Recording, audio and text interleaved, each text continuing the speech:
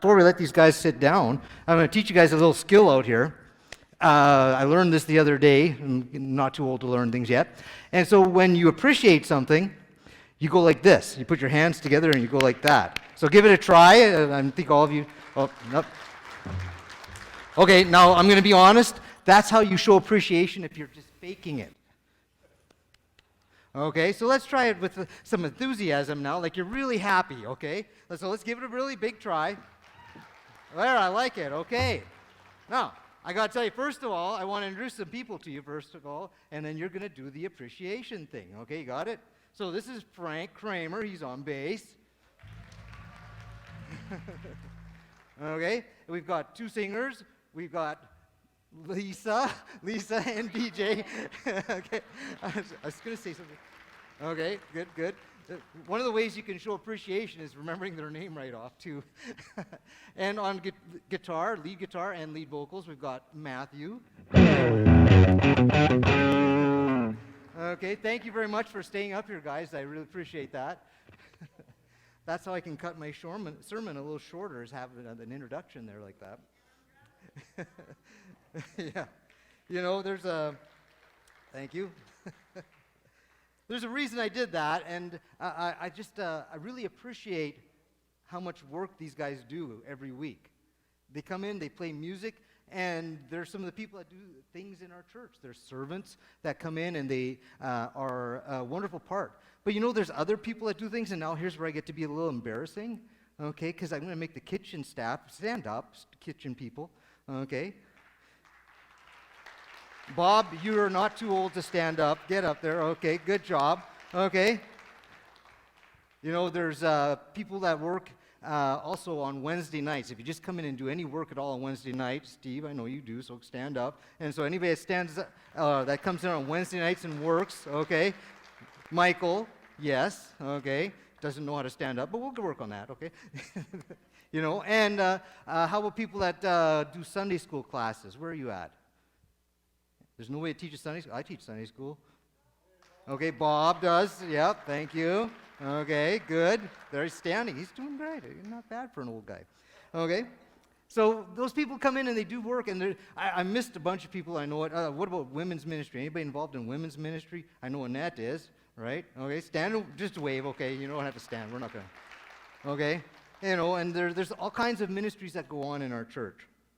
And I just wanted to say thank you for that. Those people do a great job. And everybody that is here, I know you have some talents.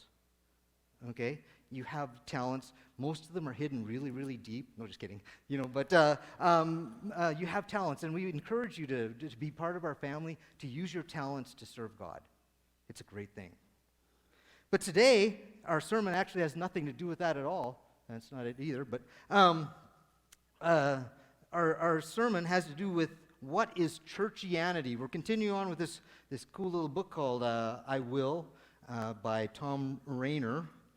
Okay, and we're going to look at churchianity today. And when I read that, I said, well, I better look up what churchianity is because I didn't know. It's actually not a word because I could tell when I typed it up on my computer, it was underlined in red, and that tells you it's not a word, or either that or I misspelled it. So I looked up what churchianity is. And I have an actual dictionary definition for you. It says, practicing our church and religious beliefs according to human standards rather than biblical guidelines. So, of course, to dumb people like me, that means absolutely nothing. Okay? And so I thought, well, you know, churchianity, the definition didn't help me at all. So I said, what did they change in that word? They took church and replaced the word Christ in Christianity. So they made churchianity instead of Christianity. Now, to me, that kind of makes sense. So in my words, then, churchianity is replacing the head of the church with the church. So another way of saying churchianity might be called legalism. And legalism is kind of a nasty word to use. We're not supposed to say that a whole lot. And it's certainly not supposed to be that way. There was people in the Bible that were legalistic, and we'll get to them in a bit. But another thing that I learned from this chapter was that we are the body, and that is all the people that make up the members of the church, and we shouldn't forget it. We're not the brains of the operation. Christ is the head, and the brains are in the head. It says right here I'm supposed to wait while you're laughing because I'm pointing at my chest, but I'll try it again. The brains are in the head. Thank you. Somebody. Okay, so good. That's the best joke I have all day, too. So, I mean, if you didn't laugh at that one, you're going to have a terrible day.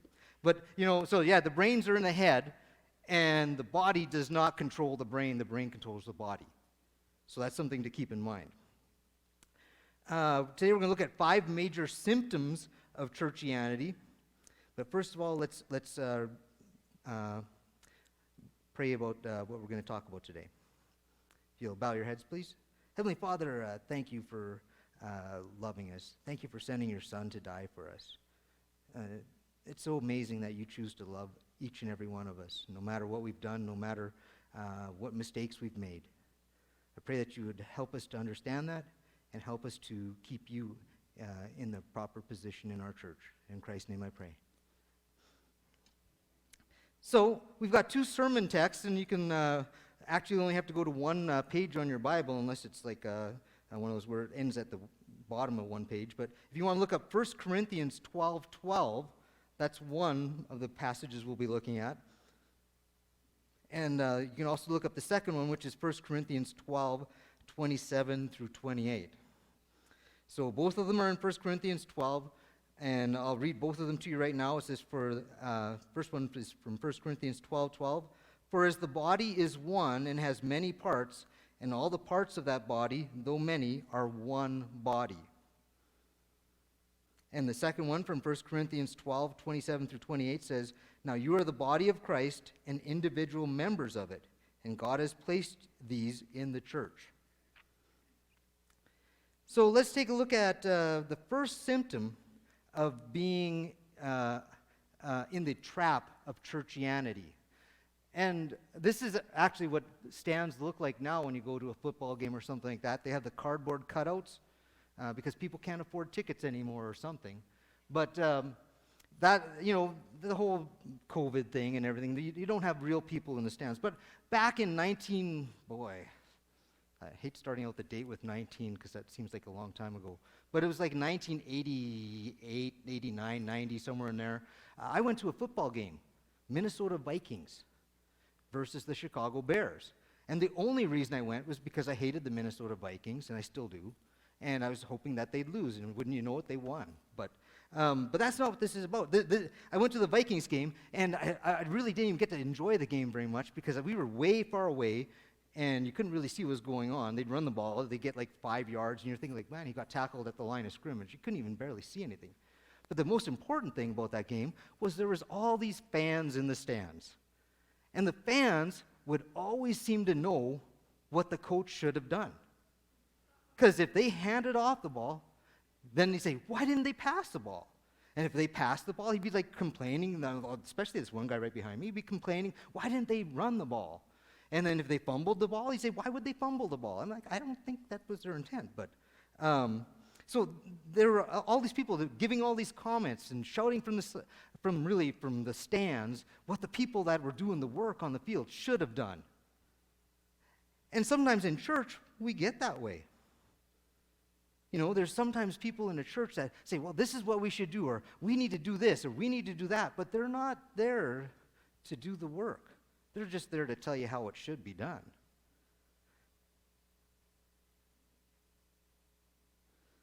They're there for advice, not action. And in our church, if we want to be totally effective, we need to have everybody functioning, everybody doing what God calls them to do. Now, you need to find out what that is. It could be different for you than it is for me. Maybe you could be the speaker and have funny jokes. I don't know. But anyways, the next symptom is symptom 2, which is church is about me. Well, that's like having a country club mentality, and that is actually the Dodge City Country Club up there. I wasn't allowed to take the picture. Somebody had to email it to me because there's a little secret about me. I'm not a member of the country club. Matter of fact, they don't even let me drive by the country club anymore because they said, we don't want your type around here. I don't know why. But imagine what it would be like to be at the country club. I always thought, man, it would be pretty cool, because if you sit at a country club, and Steve, you have to help me out on this. You remember, right, aren't you? No? They won't let you in either? I got you, brother. Okay? I always imagine what it'd be like to be at that country club. Because if you're sitting at a table, like a nice table like this, and you probably got those little padded chairs, not like the hard ones that they have at the other country or the other golf course.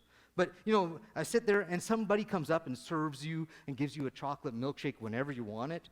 And obviously, I like chocolate milkshakes an awful lot. But you could just sit there, and people will do things, and you snap your fingers, and somebody, yes, sir, what do you need? And they come and they give it to you. And then you're like, a little bit later, you want some hot French fries, and you're like, but no salt on them. And then you 2 seconds later, you're ordering salt, because you eat the fries, and you're like, well, no, I need salt on them. And then you're like, well, that's too much salt. Give me different fries. And so you could be like the person that's sort of like bossing everybody around. I think that's what it would be like to be in a country club.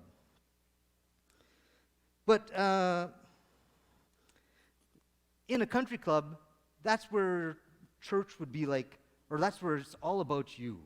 They want you to keep coming. They want you to keep paying the big money that you pay to be there, okay? But that's not what it should be like in church. It shouldn't be all about you. I want to take a look at page 96, and if you don't have this book, and if you haven't read it yet, I'd suggest there's some out in the lobby. Go ahead and grab one. But I'm going to read some of the statements about when a church is all about me. First one, and I'm not wearing my glasses, so I'm going to hold this a little bit further away. It says, I told the pastor what I wanted him to preach, but he just doesn't listen to me. Oh, here's a great one. I don't like the temperature in the sanctuary. Okay? Matthew, if we don't change our music style, I'm not coming back. I'll find another church that can meet my needs. Someone is in our seat. Okay? Actually, mine's been blocked off now for 8 months, but I just sit back there now. The church decided not to offer the early morning service like we used to, because only a few people were attending, and that's my service. If it's gone, I'm gone too. The pastor did not visit my sister's mother-in-law in the hospital, even though I asked him to. That'd be like my sister's mother-in-law's best friend who had a dog was ill, and I didn't go visit her. But okay. The church voted to paint the worship center a hideous color or make it a hideous shape. I might just stop giving to that church. So those are things when you're looking at that, they're saying, man, that's all about me. I'm not really worried about my spiritual life. I'm just worried about that they're meeting my needs and my preferences in the church. Well, biblical church life is about serving. Just like those people I was mentioning earlier, it's about serving others. It's not about serving yourself. It's difficult. You got to think of others before you think of yourself. Well, symptom 3 is that church is about dwelling on its flaws. So my wife and I got married about 26 and a half years ago. I got to tell you this is the honest goodness truth. We dated for a week. It's true. And then we decided we were going to get married. I didn't ask her. She didn't tell me yes. I never gave her the chance to or something like that. And we don't know how we got engaged, and to this day. And 3 months later, we got married. And for the first several years of our marriage, we were the perfect couple. It's true. We never argued. We never fought. And it's because we're both such good people. Okay, I thought that would get a laugh out of you, but it's not true. We everything up until that we're such good people thing was true, but we didn't argue because we didn't know each other well enough to argue. We didn't fight because we didn't know each other. I thought if I argue with this woman, she's going to leave me. So I just okay, whatever you say. Now I just know it's whatever you say. Okay? But now we do know each other well enough to say what's on our minds to each other. We don't want to complain too much about each other, so there has to be a better way. We have to ask ourselves, what's a better choice than arguing with each other? And we have to ask ourselves that in the church too. What's the better choice? Instead of arguing or complaining about the other person, we should go to God and complain about the other person to God. Thank you for laughing. Sometimes my sarcasm goes right over people. I can tell who's paying attention then. No, we shouldn't complain to God about other people because that's really not our job to do either. Instead of arguing or complaining about other people, we should pray for them. When you're angry at someone, if you start praying for them, the anger doesn't really have a chance to keep on surviving. Because, you're just going to be like, God, I want this blessing for this person. And when you're praying for a blessing, you can't be secretly hoping that they're going to get some sort of curse out of this. You want to keep on praying, and eventually the anger, eventually the things that you had a problem with should disappear. So, the church at Corinth had some issues that they faced, and I'm going to go once back to the book again. It's on page 98 if you have this book. You can look through it and see that make sure I'm not misleading you here. But the church of the Corinthians had some issues that they faced, and they were like the church members had cliques and had formed personality cults. Personality cults is where everybody's sort of like the same personality would get together and sort of do their thing. There was a significant amount of carnal behavior, and I won't go into that one. Church members and leaders did not deal with immorality and perversion in their church. So if there is immorality, if there is perversion in a church, they're supposed to deal with it. And instead they chose, we're not going to deal with it. There's a significant level of worldliness and materialism. There were church members taking one another to court. Okay? So do not, those of you that have lawsuits against me, if you'll drop those, that would be fantastic. There was rebellion against apostolic authority. The church did not discipline members who had fallen into sin. Now, that when they say discipline members who had fallen into sin, that doesn't mean take a stick over and whack them. It means bring them back to God. And you can't bring somebody back to God by being all self-righteous in their face, There was a misunderstanding about spiritual gifts. There were abuses of the Lord's Supper, which was actually a much bigger deal back then. It wasn't just hand out those little styrofoam things that we get now. They actually had like a meal and all that stuff, and some people would get food and some people got nothing. And so they're like, we got to make sure everybody's being treated fairly here. There were abuses of liberty, and the church was dealing with heresies concerning the resurrection. So all these things was what the church in Corinth were dealing with. Well, as you know, and probably most of you know, because I talk about it every time I'm up here, I used to be a soccer coach. And unfortunately, once again, I am a soccer coach. I enjoy it, and the middle school girls, I'm coaching them. But I think back to a couple of years ago. I was coaching middle school girls soccer, and I went to them, and it was halftime, and we were only up 1-0 against a team that we should be destroying. And I wasn't happy. I was kind of crabby standing there, and I looked at all the girls, and they'd come over, and usually during halftime, I give this positive speech, like, hey, you're doing a good job here, continue to do this. I said, do you guys want the truth, or do you want my fluffy little halftime speech? And everyone like, we want the truth, coach. So then I gave them the truth in my coach voice, with my coach attitude. I went through every player, and I told them what they were doing right and what they needed to improve on right now if we wanted to win this game. And I didn't swear, okay? I don't believe in that. But I was very, very, I have to say, explicit in my language, okay? Not explicit like when you're thinking of music or something like that, but explicit. I was like, you need to do this, you need to stop doing this, and I said it in a voice that if you were there, you would have done it because you're like, I don't want to hear that voice again. And so I did that, and we went out there and we got back to the game and we destroyed that other team. I think it was like 6-0 when we were done or something like that. It could have been 5-0. I can't remember. But can we do that in the church? You know, if you need to hear something, will you let someone tell you that? That's the big thing. You know, it's easy to be the one that walks up to someone and say, hey, I think you're doing something wrong. It's hard to be the one when someone walks up to you and say, hey, I think you're doing something wrong. And you're like, oh, no, I'm not. You know, we need to be willing to accept constructive criticism, I'm going to say that nicely, when someone gives it to us. Does anybody hate this jacket? This is my sports jacket, okay? And it's the nicest one I have, but, you know, but if you don't like it, please tell me, and I'll use it in the next sermon. I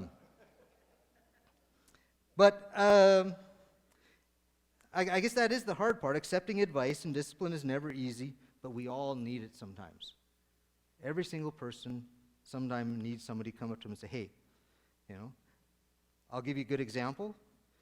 Did I like that cold stuff we got from the kitchen the other day? No, I told Cammie, I said, hey, that's too cold. Put it back in the oven, you know. And she told me to put it in the microwave, and I told her where she could put it, in the oven. Okay, but that's not funny. Okay, but anyways, John 3:16. Everybody knows this verse. It says, for God so loved the world. Let's try to say that together.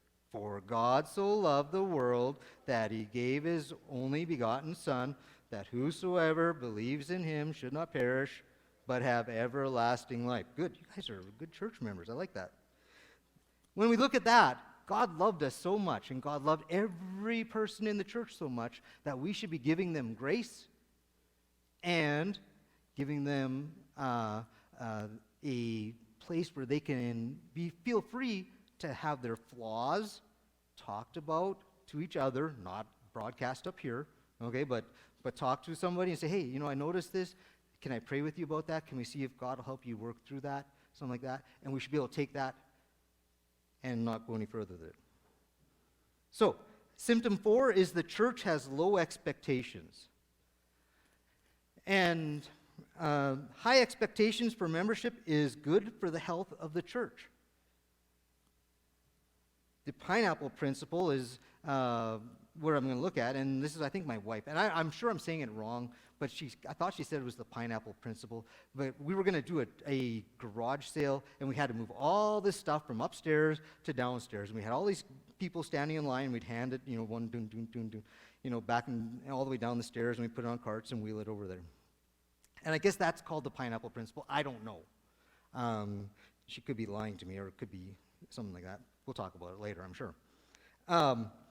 But that's what we need to do in a church. Everybody has to be involved.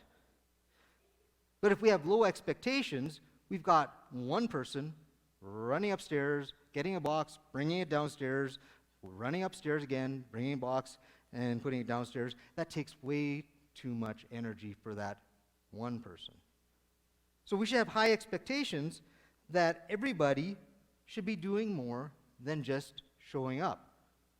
Now, can you imagine if you're handing boxes in a line, like I'll say Operation Christmas Child, and we're loading up boxes to bring to them, you know, and that's something we used to do here, and we should be involved with that again.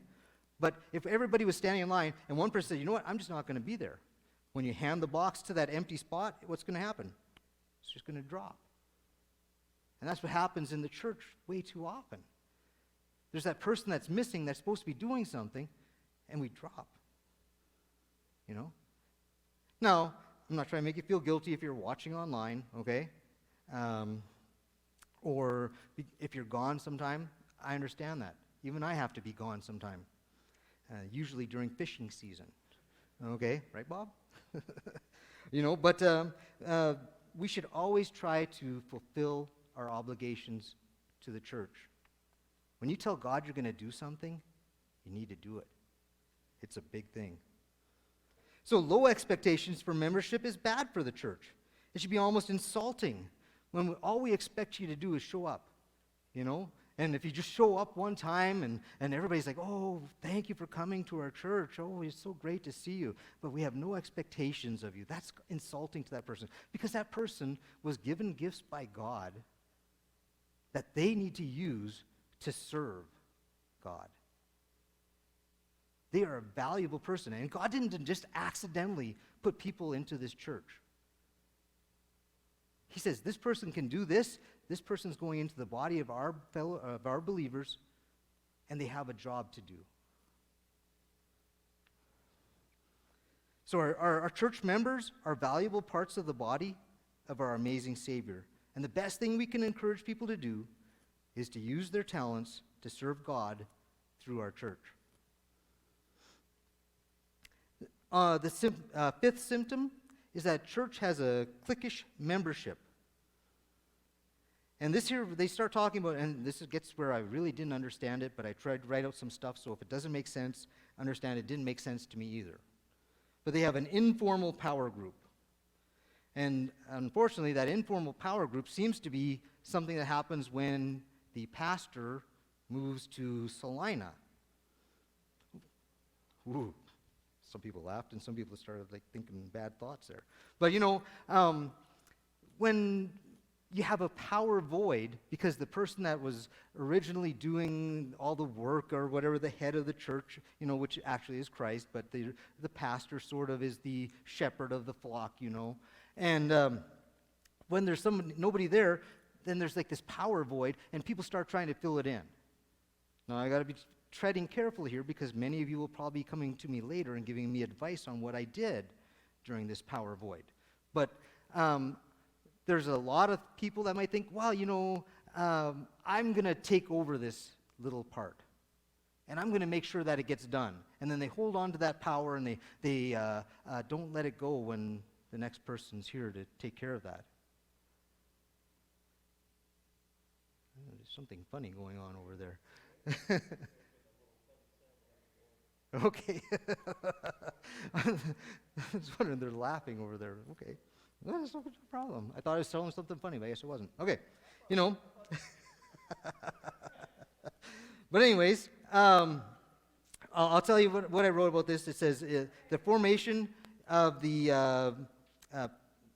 power group is typically an indication of lack of confidence in the current leadership. They align themselves to get a job done that they feel is not taking place otherwise, and the group rarely disbands after the perceived need or task is accomplished. They become an ongoing power group, and this group has been at work here. We have not had a pastor since September, and while a group like this might be good-intentioned, they often make it more difficult for others to do the work that needs to be done. So as we get a new pastor coming in, let's make sure there is no little power groups that are formed, and let's follow and do service rather than trying to be holding on to these power things. There's also family power group, and that's not bad in some ways. It's important to bring our families to serve together, but there's a more important family, and that is the family of God. We are part of it. We need to let our Christian ties be stronger than our ties to our human families. So sometimes, these family groups are ones that form when a church is started by a family. And I don't know if that happened here. I'm not that old, but maybe I'll ask Bob about it later. Sometimes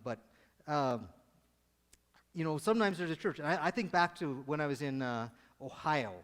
There was a church that met every Sunday, and there was 9 members. There was the grandpa and the grandma, there was their 3 kids, and there was their kids that they had. So it was 9 people. And when I went to that church, it was kind of nice because it was right next door to me. And so I would go there, and everybody just sort of looked at me like, what are you here for? You're not related to us.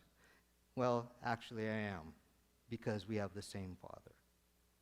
And all of us here have the same Father. God is our Father, and we need to make that our family.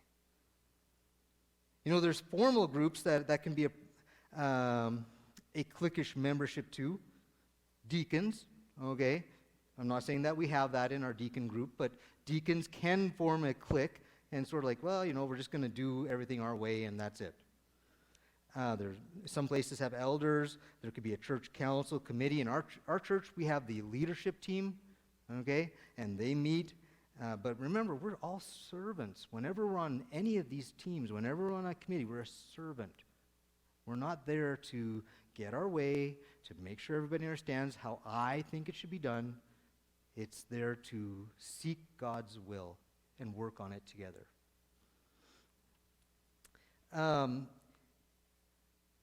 We should be there serving God, and we're working to bring people into the family of God, equipping them to serve, and protecting each other from the attacks of the enemy. Well, if you want to look up a verse, you can, but it's Ephesians 6:12. I'm sure most of you know that one. It says, "For we wrestle not against flesh and blood," or we don't wrestle against the people that are in our church, even though I could take most of yous. That was a good one, wasn't it? But anyways, but we don't wrestle against flesh and blood, but against the kings, against the authorities, and against the rulers of the darkness of this world, against the spiritual forces of iniquity which are in the high places. And that's actually taken from the Geneva Bible. So thank you, Aaron, for pointing that out to me. That version existed. I didn't know it.